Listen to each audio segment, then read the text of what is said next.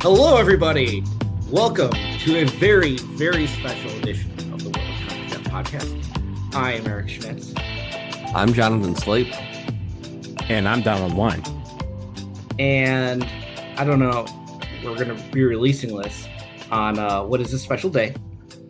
This episode dropping February 18th of 2026, the year of our Volar. And this day, we're releasing this, is 5 years to the day of our first episode of the World of Concacaf Podcast. So, gentlemen, we are still doing this shit 5 years later. So, cheers. And we haven't made it through all the CONCACAF. We still haven't made it through. Why are you starting with the negative? The positive I knew this was always going to take time, and I like that it has taken the time that it has. But I think Eric pitched this to you and I when Eric came to us and said, I got this idea for a podcast. I think he pitched it as like, we can do this in like 18-ish months. We can get through everything, and here we sit. We were going to do it before the World Cup in 2022. The positive is that we have not run out of material because we have, 10 countries left. So it is CONCACAF. As long as those hang, we still have material that people can come back to, which is great. I mean, yeah, like the idea was I wanted to do an exploration of CONCACAF because CONCACAF is nonsense. So I came to Donald. I'm like, hey, you do podcasts. You want to do this podcast with me? And it's like, oh, Sleep would love this shit too. Let's get Sleep in on it. Sleep's like, oh yeah, I'll be the producer or whatever. It's like, no, it's going to be like a team effort here. I believe my exact words were, this is a dumb idea. I'm in. Well, 81 total episodes, 31 CONCACAF laser focuses, including, and then one deeper dive. Here we are 5 years later, and we're still doing this shit. I was looking over the numbers. So we've dropped the 81 episodes. Thank you to the over 20,000 people who have listened to this podcast, which is absolutely absurd. Like, there are many CONCACAF nations that don't have a stadium large enough to fit all of those people in it. I do want to shout out. See, the problem with our hosting services, it only gives location data back 2 years. But I want to thank the people from the 28 CONCACAF nations who have listened to this podcast over the last 24 months. So if you're in Anguilla, Antigua and Barbuda, Barbados, Bonaire, Canada, Cayman Islands, Costa Rica, Curacao, El Salvador, Grenada, Guadeloupe, Guatemala, Guyana, Honduras, Jamaica, Martinique, Mexico, Montserrat, Nicaragua, Panama, Puerto Rico, St. Kitts and Nevis, St. Lucia, St. Vincent and the Grenadines, Vincy Heat, Trinidad and Tobago, the British and U.S. Virgin Islands, and the United States of America. Thank you for tuning in. Also do want to shout out CONCACAF adjacent nations, St. Bart's and Greenland. Shout out Greenland. Shout out Greenland. Yes. I think you will find that the World of CONCACAF are staunch supporters of Greenland's admission into CONCACAF. Honestly, like that deeper dive episode we did, which it's not, obviously things have happened since, but that was kind of the idea of this whole thing, is we wanted to really dig into some CONCACAF subjects that were super interesting. It was funny. I went back and started listening to the first episode, and I started off with a question to you guys, and I'm going to bring it back around again 5 years later. And this is the question. What's so great about CONCACAF? What is so great about CONCACAF? Yes. Where do we start? Well, that was literally where we started. That was the first thing we talked about on this podcast. What's so great about CONCACAF? I mean, there's so many things that are great about CONCACAF. The competition itself, nothing crazy is as crazy as the things that happen in CONCACAF. I mean, what other confederation, as the vice president of a country involved? Shout out Ronnie Brunswick. I mean, that's what's great about CONCACAF. CONCACAF is for the people. That's true. CONCACAF is the audacity, the chaosity, rolled into one. And yes, it's not just that a vice president can take the field for his national team. It's that a vice president can take the field for his national team, replacing his son on said field, and then after the game is over, bribe the other team and thank them for coming in money, and then have his own team, of which his son, remember, was a part of the team, suspended from CONCACAF activities. And everybody go, that's a Wednesday. That's a Wednesday in CONCACAF. That's literally what happens here. You can have a Villar, you can have a vice president play at any given moment, and you have to be ready. That's what CONCACAF is. And that's why we embrace the audacity and the chaosity that is this region. Yeah, CONCACAF is Jack Warner. Jack Warner sucks. CONCACAF doesn't suck. Yes. See, you ask like what's so great about CONCACAF, and it's simple. It's Volar. It is, having a generic seabird representing 41 nations as your like regional mascot. It is CONCACAF Nations League, which when we started this podcast, we had yet to have a CONCACAF Nations League finals. So like we have really gotten to, this podcast was like a product of the pandemic and sitting around and wanting to like talk about the things that we loved. And then we got handed like the most ridiculous possible way to conclude the First Nations League. And we've gotten all this other stuff since. And, it is insane that it's the gift that keeps on giving our region. There is so much dumb shit. And even if something isn't dumb, they will change it. There is no constant in CONCACAF other than change and evolution. And yeah, like even Nations League itself has changed multiple times. Qualifying changed multiple times. We've got new tournaments. There's a CONCACAF W Gold Cup now. Like it just does not end. I was gonna say that this is the only region on the planet where when they go, hey, we announced a schedule format, we're like, oh no, what did they do? And then when they don't change, we're like, oh man, like that's it. It's the same thing as last time. Like we're so used to the change. We're so used to them just going, hey, this is a stupid way to do this, so let's do it anyway. We have that. We have CONCACAF. Oh my God, the CONCACAF.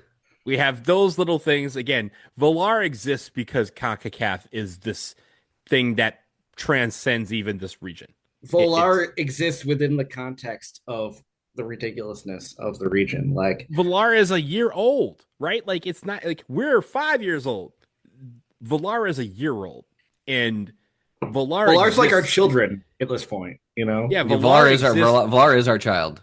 Yeah, Villar exists because CONCACAF exists. This podcast exists because CONCACAF exists. Like, we are the world of CONCACAF because we want to dive into this stupid, beautiful game that is CONCACAF football. Like, and also, in a way, like, relate to the cultures and the soccer, sport, the soccer side of every nation in this region, however similar or different they may be.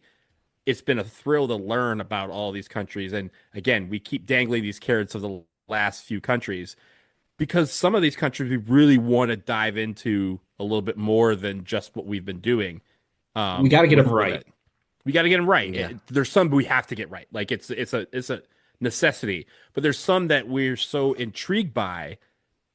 We want to dive further into it. We want to know what put Ronnie Brunswick so far deep that he decided that he needed to play a soccer game in CONCACAF Champions League.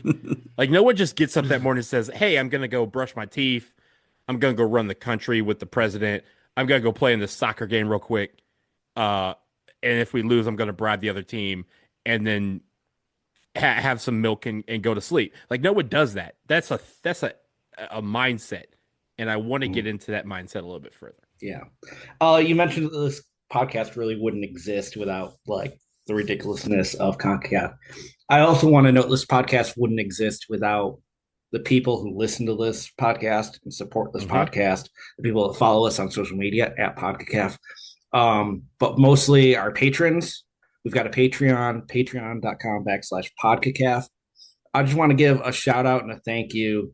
So we've got 8 people who have been patrons since the first year of our Patreon, and they're still supporting us. So I want to thank Kellen, Reed, Jeremiah, Suzanne, Ebony, Eric, Jared, and Alex. All you guys, thank you so much. We love y'all. Thanks so much for supporting us, listening in, making this possible. Also want to shout out our friend Leah Titka for all of the art, the beautiful art that is now on our beautiful jerseys by Stimulus Athletic. Which are on sale now. They're on sale now. Jonathan is actually wearing his hoodie, which is beautiful. Donald wearing his St. Vincent the Grenadines jersey today. I'm wearing my Volar t-shirt because Volar, all things are possible. And also shout out to Jonathan's brother, Jeffrey Slape, for the music, who has really set the tone for our podcast. Yeah, when we came with this idea, we're like, we needed music, and we played around with some of like the free music library, and I told my brother, I was like, I need some intro and outro music for a podcast.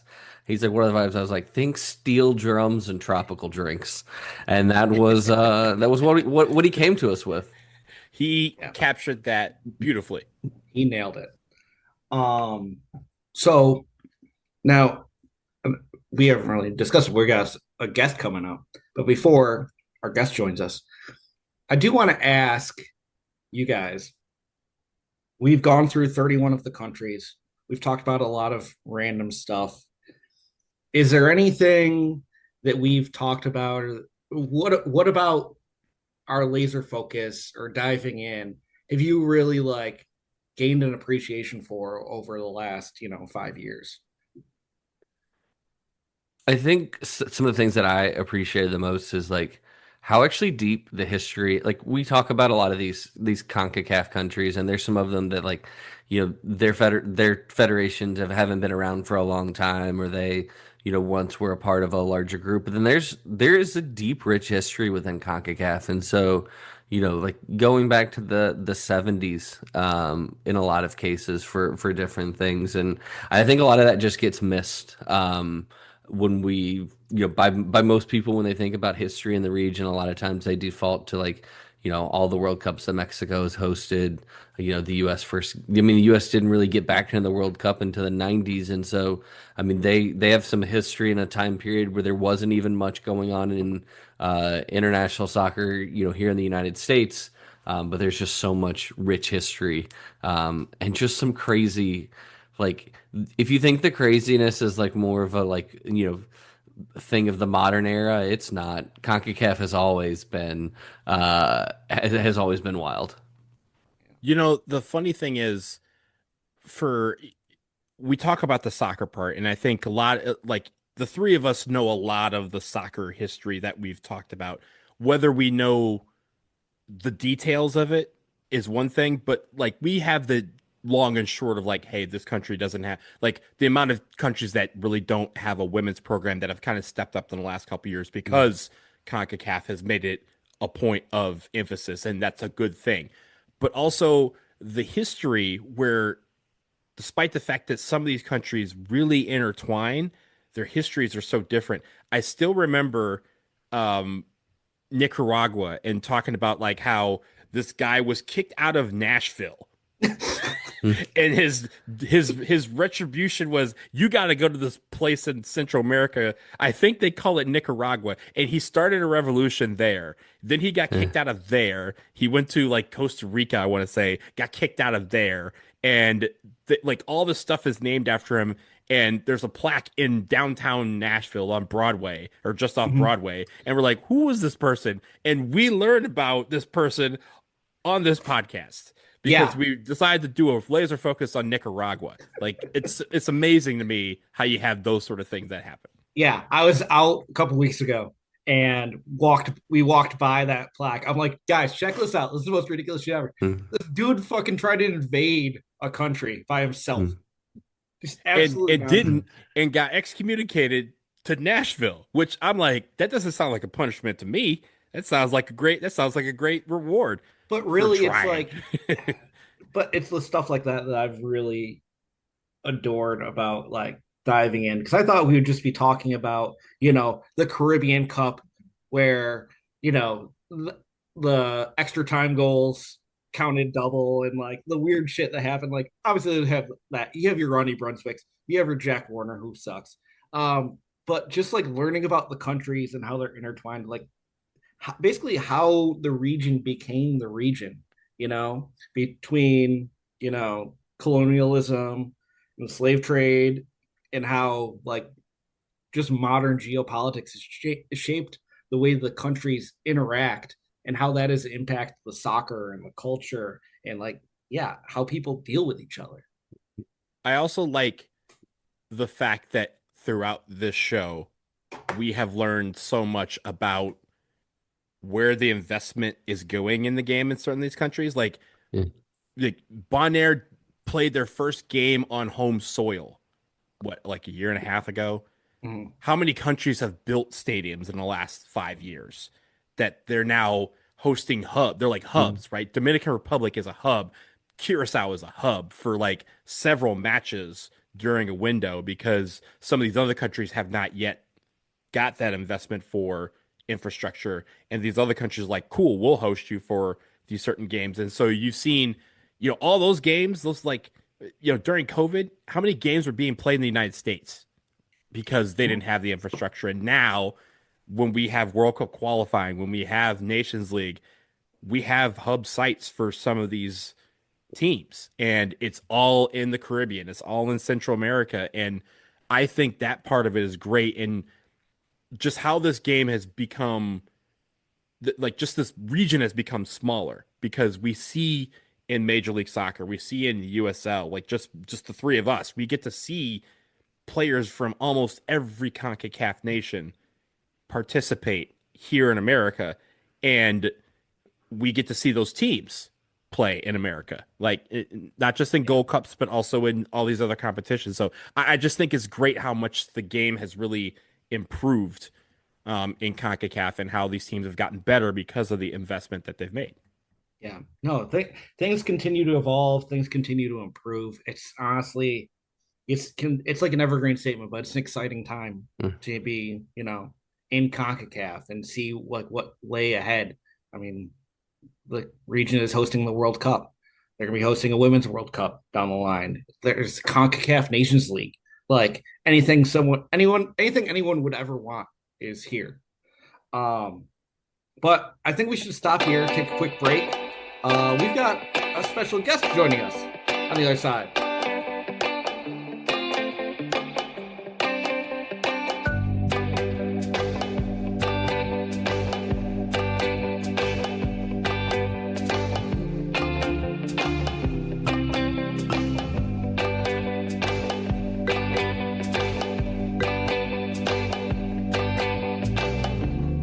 All right, we're back, and we're privileged to be joined by, a great friend of the podcast, a great friend of CONCACAF itself, the king of CONCACAF, arguably, Jon Arnold. Welcome back to the show, John. How are you doing?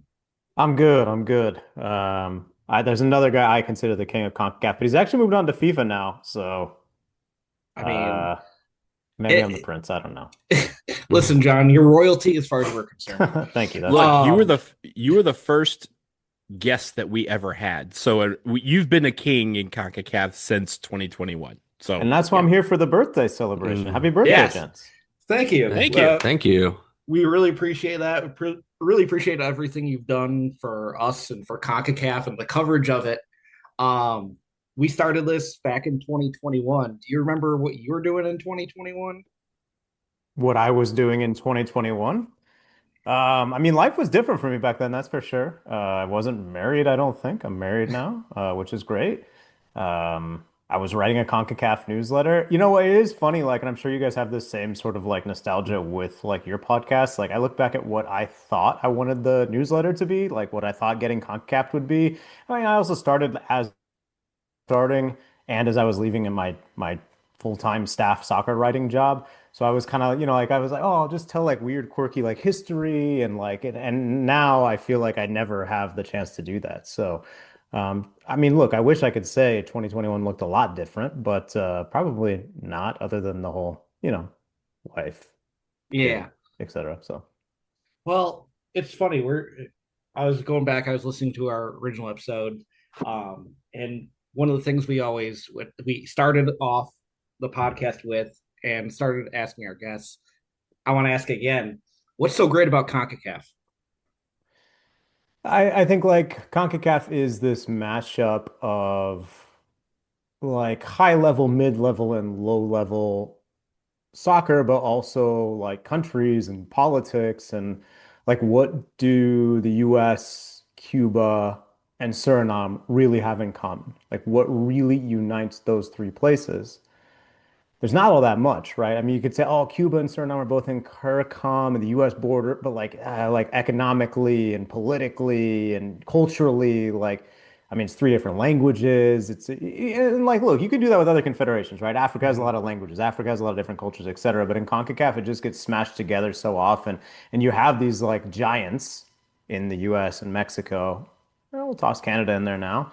Um, although they didn't make the U17 World Cup. No. So, like I think like you have these big giants, and so I think that you have a lot of compelling things when you just smash those things together, and that's part of the reason that I love CONCACAF is just the stuff that happens here, these contrasts that you see. Um, there's nothing like it. John, we were talking about this before you jumped on, and we've talked about just like all the changes that CONCACAF has had over the last 5 years. For you, if there's anybody that does more CONCACAF stuff than us, it's you. But like, what do you think has been the best change about CONCACAF in the last 5 years? And also, do you think has been the worst change Yeah. from Yeah. CONCACAF? I was thinking about this the Villar, other day. don't let him, Volar. yeah, don't let him influence you with the Villar shirt. I mean, look, like, but Villar's in another category, right? Villar is UEFA like, could never. like, UEFA I could never. mean, that's another category. That's not something they did. That's something that is, Like, I mean, Correct. you Yeah. can't. That's like does a fish wet when it's swimming? That's the environment. Volar On is. the eighth day, God created Valar. That's right. And and a beautiful feather and no space for Greenland. No. I think the best, I was thinking about this when they released the new men's soccer ecosystem, which I think is like pretty good. And, they always say football first. And I've gotten into it with a couple of officials a couple times about like, if that's true, if football first, which is what CONCACAF's sort of like, I guess you'd call it short motto or like guiding principle for its actual on-field stuff. That's that's what they say, football first. And I think, I don't know if they always achieve that, but I do think that like, when you look at the expansion of competitions, when you look at the Nations League for men and now for women, when you look at qualification and like having it be important and how to get these games happening, I think that's the best thing that CONCACAF has done. I do think like coming out of the pandemic, it was difficult for many reasons. When you're running an international soccer body and you're supposed to be traveling around and doing all these games and there's a global pandemic that prevents travel, like it is a difficult situation. It was costly on the budget. And I do think they found a way to steer out of that. And I think like the smartest thing that they've done is essentially like not to be too reductive, but like Nations League, like it works. It works for 90% of the members, and that's good. The youth expansion stuff, you could give some credit to CONCACAF and some to FIFA because there's like it's every year in Qatar for the men and every year in Morocco for the women. So I mean, like some of this stuff is just in the natural ecosystem. But even like CONCACAF Champions Cup, the format is more simple, it's more streamlined, it feels more serious. I think that's good. And so I guess I would say the best thing they've done is like their how they've structured the competitions, and I do think done it in a serious way. The worst thing I think they've done is that, like, if football first is your guiding principle, which they say it is, you can't have the Gold Cup in the US every year or every 2 years. You can't have the Gold Cup every 2 years. And I think the fact that like CONCACAF has fallen victim to the same thing, that FIFA's fallen victim to the same thing, that CONMEBOL's fallen victim to the same thing, that CAF is starting to fall victim to this idea of like we actually need to take football away from the people because we need it to go to the people with the most money is toxic. And that's CONCACAF has run it that way forever because the Gold Cup is the engine that financially powers everything else that they do. But I think the more serious you are, the more that people start. And look, if you're going to take Saudi money and you're going to take money from the PIF and you're going to put Riyadh Airways on the sponsorship boards, if you're going to kind of compromise your morals in that way, then how are you going to say there's not enough money if we don't have a Gold Cup in the US, if we put it in Mexico, if we put it in Canada, if we put it in Costa Rica, that there's not enough money to power this thing? Because it seems like you'll take money from anyone. It seems like there's people that want to sponsor you, and you're saying, we don't care, we'll take the cash, right? So that might be a little reductive, but I think those are the things that I would say are the worst. But yeah, I mean, I think like it kind of goes hand in hand, right? It's good that they're doing these tournaments. I think it's positive when you have a Nations League where it's like Cuba's hosting, no matter what. You got to host these games. And oh, I mean, there's a hurricane, okay, will change, but like you have to host games, and that's taking soccer to the fans. And when you take soccer away from the fans, I think that's a problem because it just seems like these governing bodies, clearly they exist in a different world, but like the idea should be, how do we get soccer to all these different member associations? And I think they've made progress on that sometimes, and they've taken it away in others. Okay, so the other question that I have is also related to this because I think in the last 5 years since we have started the show, and again, you were our first guest, and we talked about the jerseys and we talked about the creativity in that time of a stimulus, sponsoring Anguilla and just putting them on the map creatively. I've not seen you in a jersey before. So I asked this question with pure curiosity. What are your favorite jerseys? Because I think the creativity that CONCACAF teams have shown over the last 5 years has stepped up tremendously with the stimulus, with a bowl, with, Yeah. Score Sports that have said, hey, let's make it where on the field you may be, some small team, but in the course of fashion, you can be a giant when you're in CONCACAF. When you look at some of the old like crests, like I actually give a lot of Yeah. credit to Guatemala. Like their new crest is awesome and like I think feels like the country, like it has the, Quetzal and like it just looks like Guatemala and that can be hard to pull off. How do you do something that's distinct and simple and but yet people like identify with it? I give a lot of credit to what Guatemala has done. Who else do I like? U.S. Virgin Islands. Some of their Oh yeah. kits are really lovely. The Dashing Eagle, where they have the sort of chevron with the pattern in it, Mhm. and then even like their third, I think their black jersey that has like the stripe kind of down the middle with the different colors as The well. plaid, yeah. Those are really really good. And again, like seems to be, I haven't had the chance to go yet, but like seems to be something that people identify with. Yeah. The last time I was talking to the folks in the USVI was when, remember their like little tractor got stolen or whatever? And they Yes. posted like a graphic that was like stolen and like we have you on camera, we're gonna find you. And then they posted a new graphic that was like recovered. Recovered. And they were like, we got it back, baby. Like I think, they intimidated successfully whoever stole the little tractor. So those guys are doing a good job. I like appreciate the spirit of the question. Want to stay positive, but also one thing I would say when we talk about like what's CONCACAF doing wrong that they could be doing better. Um, like clearly, as you're saying, Donald, like some of the member associations are starting to lean into that. Some of the member associations are understanding like we need to have a jersey for sale at the airport because that's what people want to go home with, and that'll give us more money than if we didn't do that. Oh, Bermuda, of course, going to pink, like that's so unique and so cool. That Mhm. they were doing that back in 2021, but like they've kept that up. Um, CONCACAF should lean into that more. Like I don't think you see like college football teams, and I think you guys are friends with or at least follow like the Sickos committee, right? Like you Yeah. see college football teams interact with those guys. You see some of these other, accounts that are kind of designed, like Olympic athletes interacting with some of these accounts that have become like Olympic accounts every 2 years. CONCACAF is a bit stodgy with that. Look, like it's harder, it's more complicated. You don't want to cross cultural boundaries where it's like if you're the University of South Alabama, you understand who your alumni base is and like what they're going to think of you interacting with this goofy college football account. Whereas, like, maybe if you do a joke that's funny for Honduras fans, it's offensive for El Salvador fans. I get that it's a little more complicated, but I think there are ways to lean into to like the fun element of that.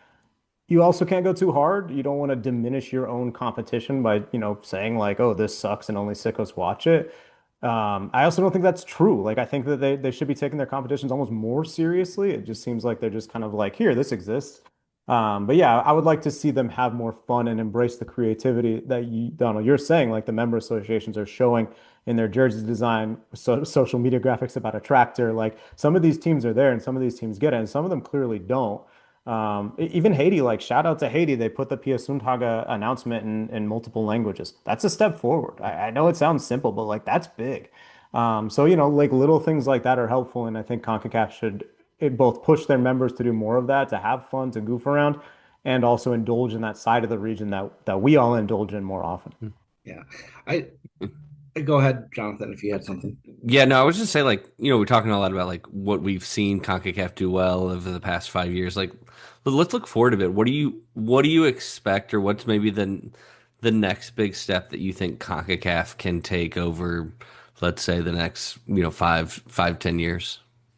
I think it's a weird time for soccer and for sports, right? Like everyone sort of agrees that sports is one of the last like media properties that people care about. And you see like this association that people have with their local team and makes them diehards and care about something in a way they probably wouldn't care about. I think you have to like keep that going. And that's like CONCACAF actually does have that challenge, I think. Again, like actually getting teams to play in their own stadiums is a big plus that they've kind of done. I think the big looming question is like what happens with the relationship between CONCACAF and CONMEBOL because everyone's always asking me if they're going to merge. I haven't seen anything that says that. And I think like part of the reason that doesn't happen is you have like your majority of your members are islands and how would a merger help them? I don't know what that would look like, right? But I think like those kinds of interactions, those kind of collaborations are going to keep happening. And then how do you balance that relationship or whatever relationship you want to have with other confederations with the relationship with FIFA? You know, the World Cup here, I think, has made Victor Montagliani and some of his cohorts at CONCACAF have to really walk a tightrope in their relationship with Gianni Infantino, with the FIFA officials that UEFA's not walking, right? You see some of those guys kind of take swipes, sometimes like moot boycotts, like they just have this like power that like CONCACAF right now, it's like, well, we got to pull this World Cup off for CONCACAF and also for FIFA. They have the same problem because the World Cup is coming to four different CONCACAF countries for the Women's World Cup in 2031. So I mean, I think like those relationships are the thing I'm most interested in watching evolve over the next 5, 10 years.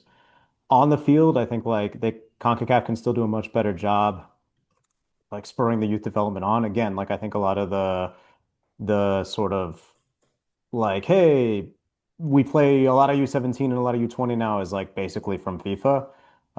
But if you can actually convince kids in your region to fall in love with the game, to play it, and then get them into pathways to where they can play it well, play it professionally, everyone benefits. That sounds basic, but like it's important in a lot of the members, and especially on the women's side where CONCACAF should be the giant, is the giant, but like you can't just coast on what the US, Canada, and Costa Rica and Jamaica and Haiti, I guess, do. You kind of need to actually spur some of these countries on. It's not cool when someone loses 20-0. How do you fix that? What do you do? I think that actually is CONCACAF's responsibility. I hope they take that on in the next 5, 10 years. Yeah. Now, I think you touched on something there that I wanted to ask about. Do you feel like the major players within CONCACAF take CONCACAF seriously enough? Like the competitions.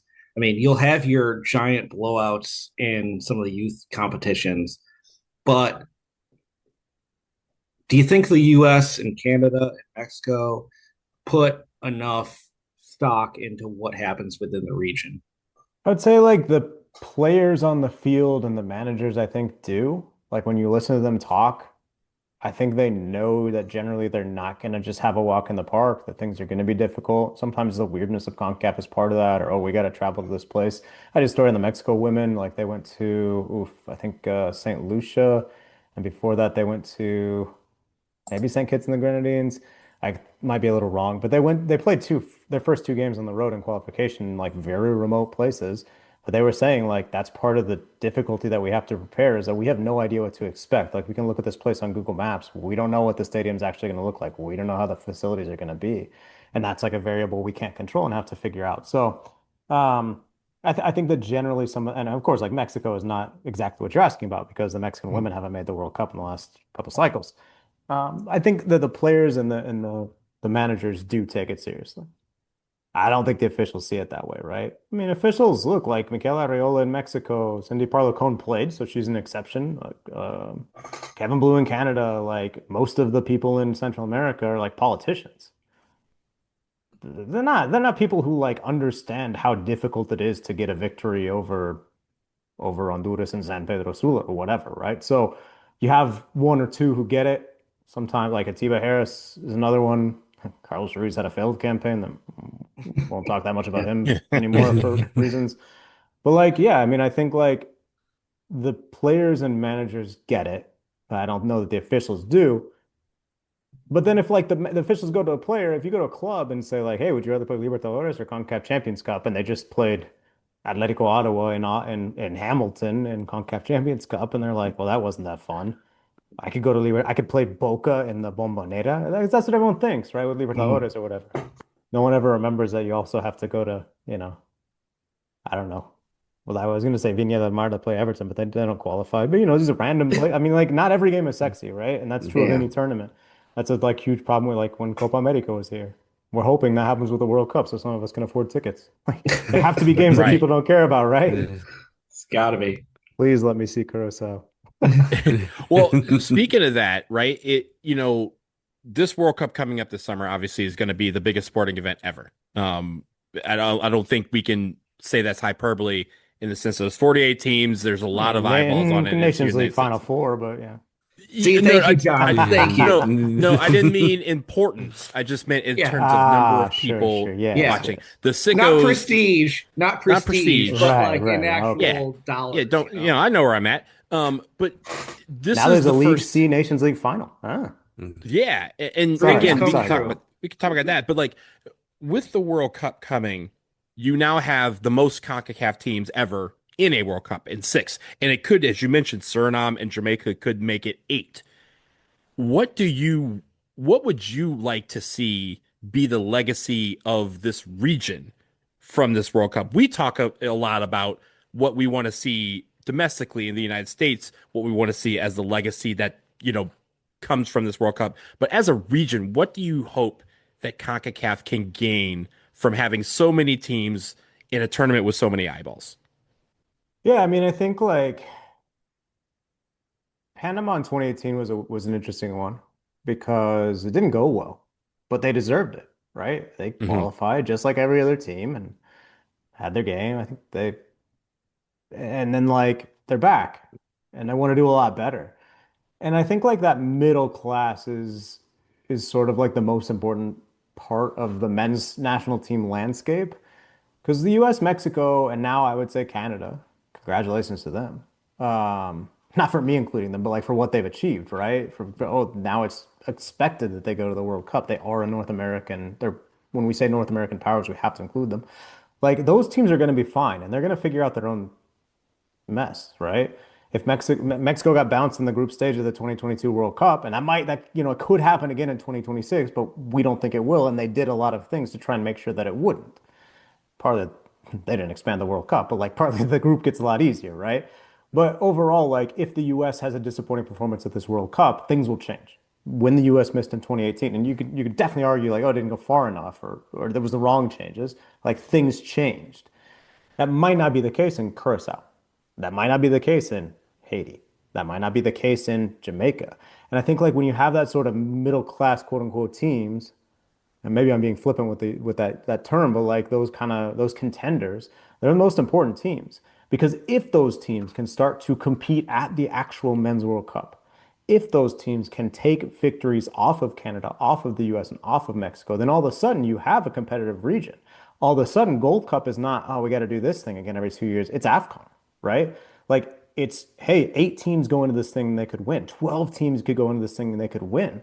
Whereas right now we look and we say, is it going to be the US or Mexico? And I mean, look, like we all love the CONCACAF region, but like that's a problem. Like that is a problem that you just have this, not just a top heavy region. You could argue that UEFA is top heavy. CONMEBOL's top heavy, but like not like CONCACAF. And like it's the same on the club level. Like CONCACAF Champions Cup, when is it gonna like matter? When is it gonna be as good as the Libertadores? When MLS teams consistently win. Not once, not Seattle Sounders, not now we include the Galaxy and DC United because of the change in like no, when MLS teams consistently win in the modern CONCACAF Champions Cup era, that's when it's gonna start turning. And y'all know me. Like, I'm not saying, oh, MLS teams suck. Oh, the gap will never close. No, I'm just saying, like, if you don't have that competition, then the whole region will suffer. So, what do I hope to see at the World Cup? I hope Panama and Curacao and Haiti, and if Jamaica or Suriname makes it, which I don't know, I hope they make it. Right? That They would be got great another big shots. Yeah. step. Yeah. I think Congo's really good. Yeah, no, they but, are. but, Yeah. but yeah, I think like if those teams have progress, I think that would say more about CONCACAF than what I sort of suspect is going to happen, which is like Curacao get bounced in the group, Panama gets bounced in the group, but like the US and Canada and Mexico make decent runs. And so we're saying, oh, CONCACAF had a great World Cup because those kind of power teams flying the flag like have a good tournament. Not that I don't want them to have a good tournament too. I just think that it would be a more healthy sign of the region actually sort of taking steps forward if you had these sort of not sort of, these shock qualifiers prove that it's not just that they won a couple games. They got hot at the right time in the fall, right? Mm-hmm. Yeah. Now, we don't want to keep you all night, John. We really appreciate you stopping by. But one of the great things about this podcast is, we use it to talk about like our experiences. We love traveling. CONCACAF's a wonderful place, not just because of the soccer. It's because there are many wonderful places that people should visit. It's great people, great cultures, great food. Like CONCACAF rocks. What is a place that you've been because of, covering CONCACAF where you're like, this is incredible and I never would have come here if it wasn't for the soccer? Yeah. I mean, Curacao is probably the one where I'm like, I never would have set foot here. I think like people go diving there, and that's kind of the Mm-hmm. only reason that people go. You can have a really good time. I saw like great live music. The food was good. Like, everyone was surprised that I didn't leave because most of the people they see come from the US are cruise ship tourists, and so they're there for like 3 hours, 6 hours, or whatever, and then they're back out. So yeah, Curacao is one where I'm like, I would never go. I will say this, I was in Panama during qualification, and I had been in Panama during the cycle they qualified in, during the 2018 cycle. So I think the last time I was in Panama would have been 2016 in the 2018 cycle. And it's changed a lot in ways that I think are better. I can't speak to like how most people are living day to day, but I was really blown away. I'm like ready to take my wife there this year because it seemed like the things that they were doing, like in 2016, you could see like, oh, like people were calling it the new Dubai and like there are all the skyscrapers going up and everything. But they've kind of, I guess, finished a lot of the projects, and it's like, oh man, this is really nice. And even like they're having problems with stadiums, but the stadiums they have built are like really nice facility. Like they're doing everything right. It's taken some time, and of course, like people are going to argue about, well, we should go in this direction or that direction. Political parties change and ideas change, but if you're looking for like a quick vacation in Central America, Panama City, and then into some of the islands, Yeah. I mean, I don't. You probably can beat it, but like it's pretty nice. Yeah. No, Panama City, a favorite of all of us who have been there. I'm actually drinking Ron Abuelo right now. One of my favorites. Great rum bars in Panama City. Pedro Mandinga. Pedro Mandinga rum bar. Highly recommend. Tell him I sent you. Before we go, is there anything that you'd like to, like parting words for people who have like kind of been listening along this podcast, kind of learning more about the region? Like, is there something that, you know, I guess some wisdom that you want to share. Ooh, I don't know about When you said it at first, I was gonna say like support shit, right? Like if people don't listen to this podcast, people don't read the newsletter, if people don't pay money for like journalists that are independent and are asking for money, like this stuff will go away. It just will. And I think like we saw that with Doyle, right? Like everyone should support Doyle, and I was like happy that people are doing that. But like I think this is, y'all are here and I'm here because this is what we love more than anything else. And like I'm like Donald, like I've got other interests. Like I love watching college hoops. I love watching college football. And I didn't enjoy the NFL this year because I'm a Chiefs fan. But like, like I'll pop in on other sports. I watch F1, but like this is my thing. This is what I really like. And, working in this, and I'm sure you guys having a show, like there's times where you're like, man, like, do I really love this? Like, is this really what I want to dedicate my entire life to? And like, I keep coming to the pretty foolish conclusion that like, yeah, this is what I want to do. And like for whatever I've, like I'll tell you guys this, and this is like somewhat egotistical, but like it was like an important moment to me. Like I was covering Suriname, Guatemala in Suriname, and part of my EBO, I sent myself down there, and I was able to like get ESPN took a story, and like I did a video doc on YouTube that did okay, and like I sold one or two other pieces, and so like it was a good trip. But again, first of all, hey, it's a grind to get down there, and like if you don't subscribe and pay the newsletter, like I can't go to those places. I showed up to the game and like a lot of the Guatemalan journalists on the match day -1 were kind of like asking me like, "Hey, what are you doing here? Like, we know you from Gold Cup, we know you from this." I'm like, "Yeah, but I'm here to cover this game because it's an important game and a big game." And like they all started asking me for photos, like to take a photo with me. They're like, "Hey, like I'm with my friend, an American journalist." And then the next day at the game, the Surinamese journalists started to do the same. And like I think like some of it was novelty, but some people were telling me like, "Hey, you're the guy who does the CONCACAF stuff." And I'm like, "Man, like the fact that this has reached this other audience that I never really thought it would reach, although I hoped it would because it is about the entire region. It is for everyone." Was important to me. It was special to me. And the fact that like my colleagues in two countries that I had never visited before that trip and still haven't been to Guatemala. Sorry, chopping this. Hope to soon. That work was reaching that was special to me. So I guess like my wisdom would be uh sounds basic, but like if you feel the same way, or even if you just love it, kind of like I'm saying, like as your fourth or fifth favorite thing, you got to support it. And sometimes that's just subscribing. And sometimes it's just like giving a little click and a like. So like an editor is like, man, the World of Concacaf podcast really has a lot of listeners. Like it can be that simple. And I know times are tough and I know nobody's, I mean, look, if somebody's flush with cash and they want to sponsor, like we can have conversation, right? Right. But yeah, I mean, I We're guess for sale. that's my soapbox is like, those moments are special to me when I sort of feel that what I'm doing. Look, this is fun, right? This is not important. Like this isn't, like the work I'm doing has an impact. Like, I mean, that's what you say if you're like taking clean water somewhere. But like that people are enjoying this and that they're distracted from some of their difficulties or just some of their mundane day and they just like thinking about Suriname soccer, that I can provide that whether they're in the US, Guatemala, or Suriname. Yeah, pretty great. So is that wisdom? Yeah, that's what I Yeah. got to say. Yeah. I will push back on you slightly in this regard because you mentioned that earlier. You're like, hey, is this something that I want to do? And that's never been a question, at least I personally have asked myself about this podcast. I've always said, has it been worth it?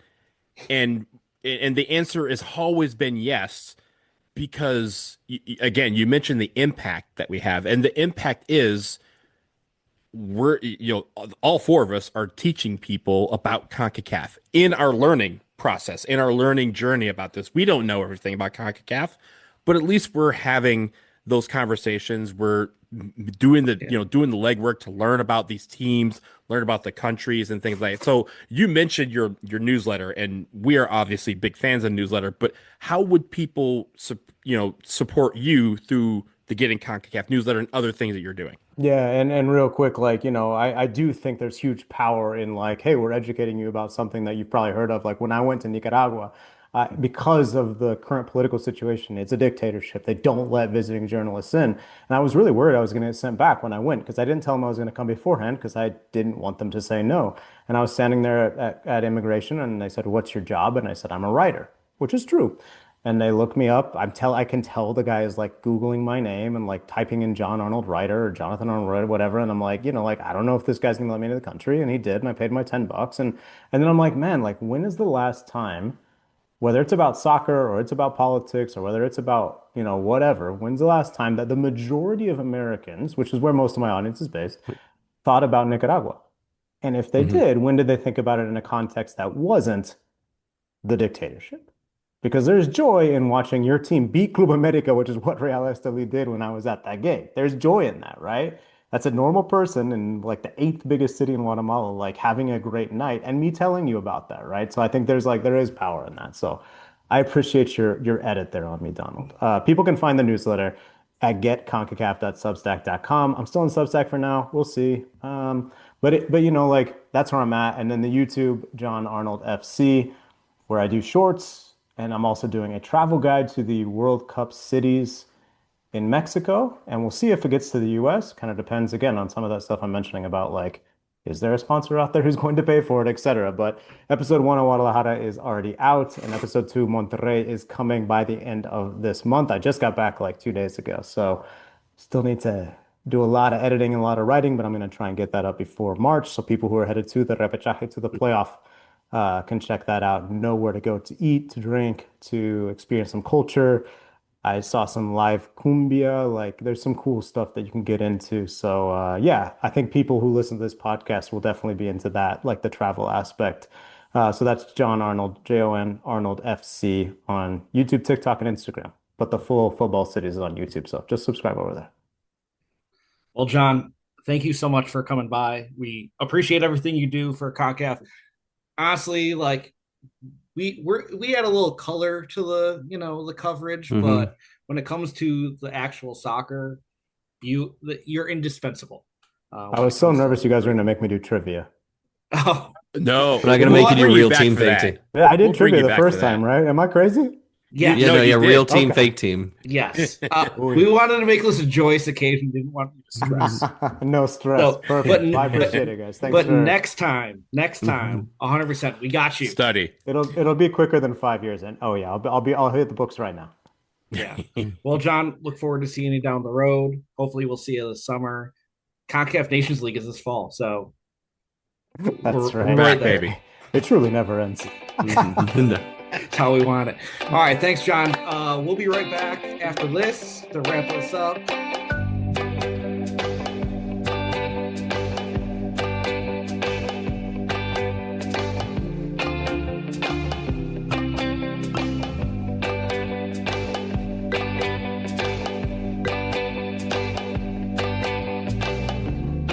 So, talking with John and thinking about like, when this has ever been worth it and like, is it worth the time? Like, and Donald asking like, think about it. Has your time been worth it? And I'm going to tell you, there was one time where it didn't feel worth it. It was when we all went to Hamilton, Ontario in January.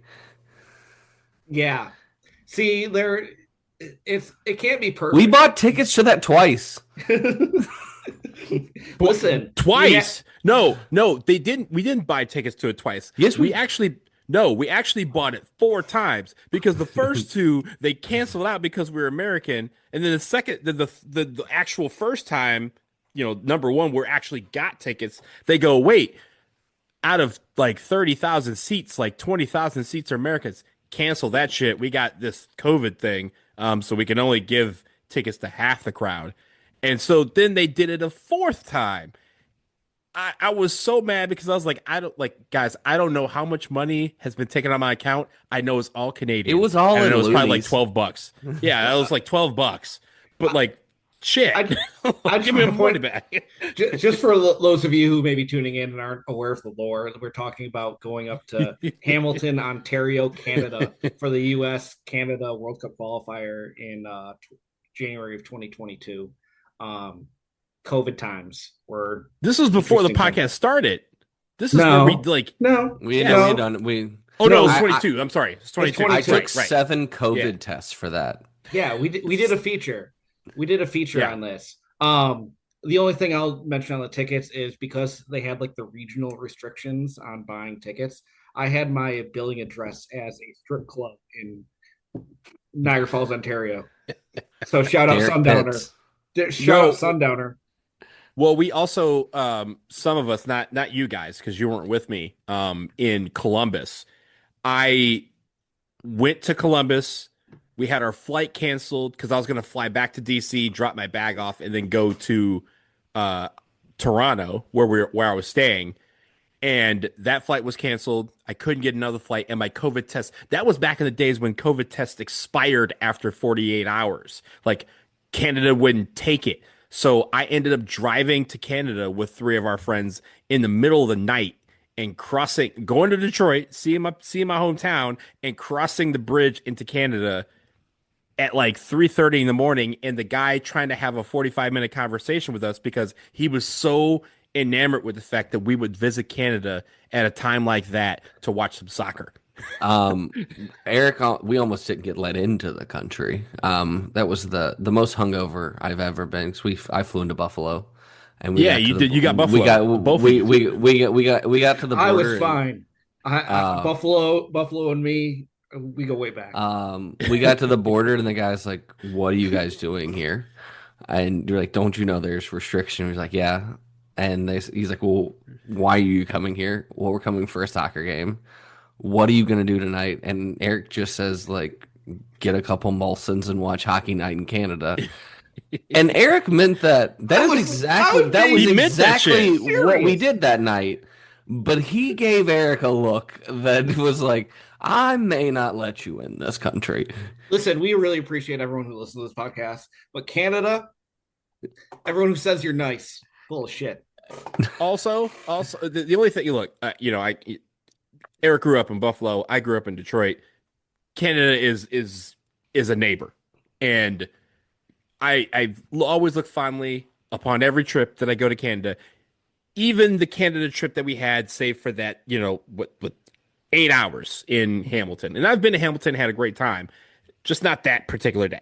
I still remember the stadium, and I still remember leaving the stadium after the U.S. loss, and some 9-year-old kid getting into my face and trying to talk trash, and our buddy Max kind of goes, "Bro, you are not about this life." Mm-hmm. And the kid just immediately going, "I'm very, very sorry. I'm sorry.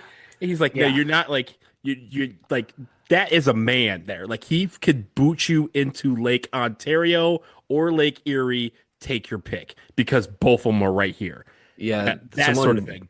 Someone behind me, I didn't realize when Canada scored their second goal, it's just me just giving the double birds. Yeah. And so someone took a picture from behind, and maybe we'll make it. It was me. I got the picture. Was it you? Yeah. Eric got this picture of me just, giving it the double birds, and maybe that's an album cover for this episode.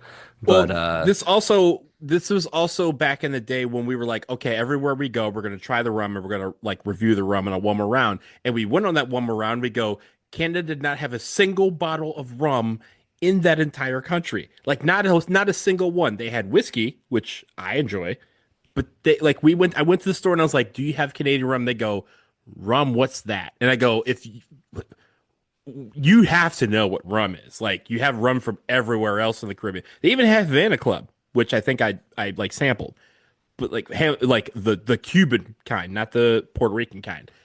But they didn't have a single bottle of Canadian rum, and they're the only country that ain't got it. Every country got coffee. Every country got rum. But if you're a CONCACAF, you need to get with the program.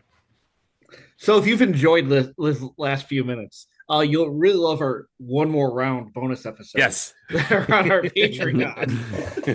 Patreon.com/PODCACAF, where,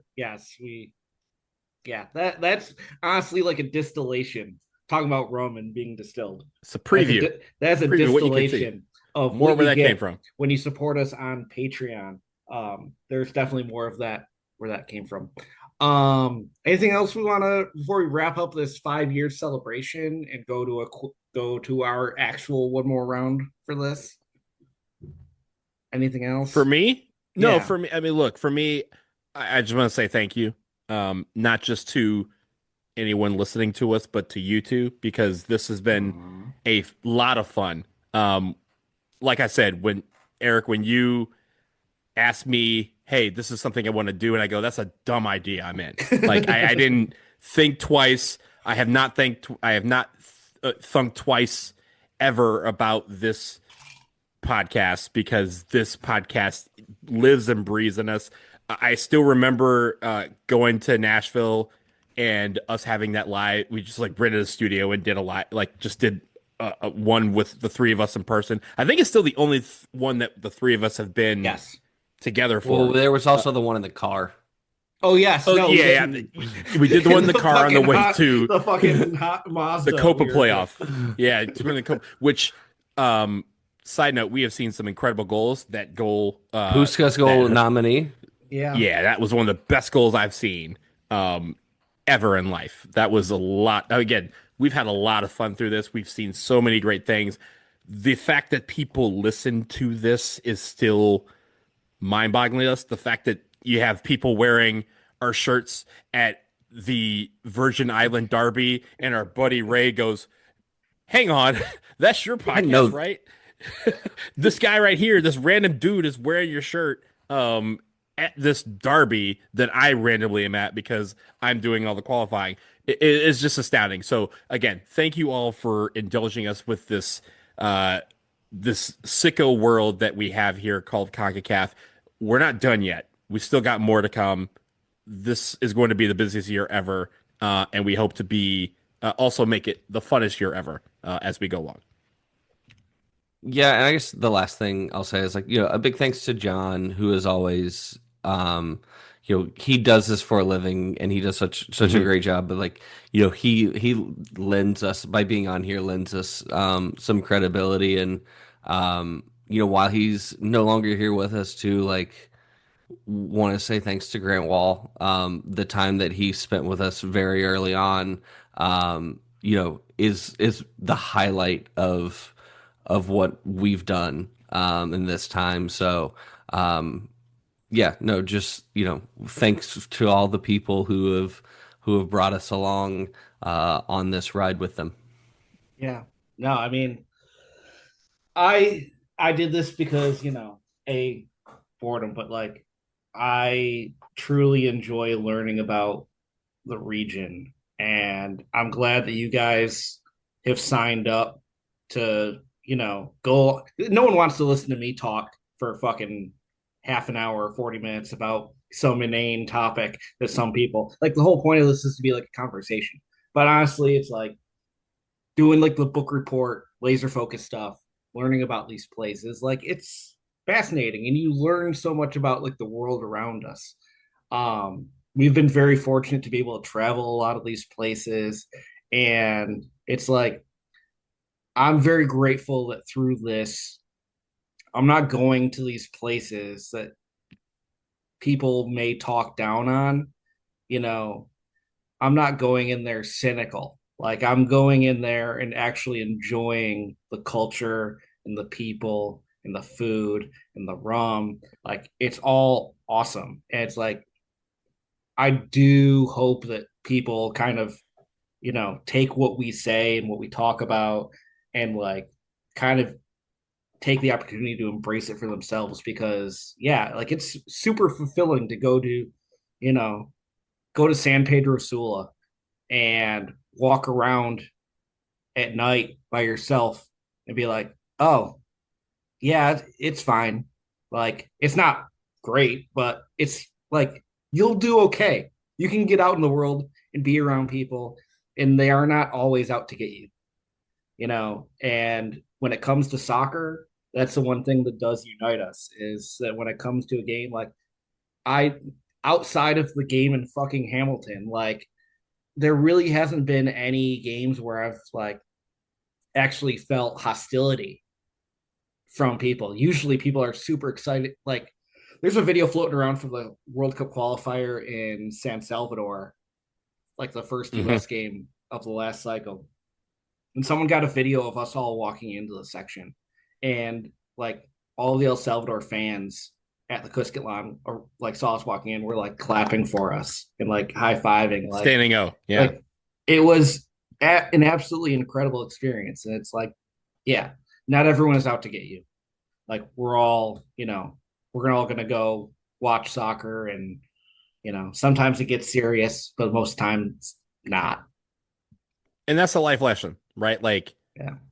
As we go through the rest of this year and beyond, right? We have the World Cup coming, obviously here. We have CONCACAF Nations League. We have Nations League in the fall. CONCACAF W Championship in November, December. You have these opportunities for fans of different teams to mesh together. And one thing that I, as friends from around the world have kind of said, hey, we want to come to this World Cup. What's it like? It's about welcoming people, right? It's about showing, like, for them at least having that 5 minutes where they can go, hey, they're going to show us a good time. And so, when we go to places, the locals show us a good time. It's, I'm looking forward to this summer being able to return that favor to so many people and having them to have the best time possible should they come here for this World Cup. And for Nations League, it's about learning the cultures, about learning the languages, it's about learning the food and all of that stuff. So I'm so appreciative of this region. There's nothing like it. And the fact that we're able to be in Hamilton, but also be in Montego Bay. Yeah. Ain't nobody gonna catch us Kingstown, on that. Like Bridgetown, like Georgetown, Arnold's Vale. Like you can't compete with that if you're another region. Maybe Oceania, but Oceania ain't got they ain't got the dogs for this race. We got the dogs. So I'm looking forward to this region growing and prospering, and we're going to keep bringing you all the news as we go along and focusing in on all these countries that make this region so great. Yeah. Thanks again for tuning in. Thanks for supporting us. Again, patreon.com/PODCACAF. Follow us on all social medias at PODCACAF. Thank you to Jon Arnold for repeatedly coming back. Thank you again. Glad Slate shouted him out. Grant Wall. We appreciate your support. Our friend Max, Jacob Condi, who'd come on. We had a former national team player come on this podcast. It's been a great 5 years. Looking forward to the future. So cheers to CONCACAF and Donald. Jack Warner sucks. Thanks, guys. We'll see you next time.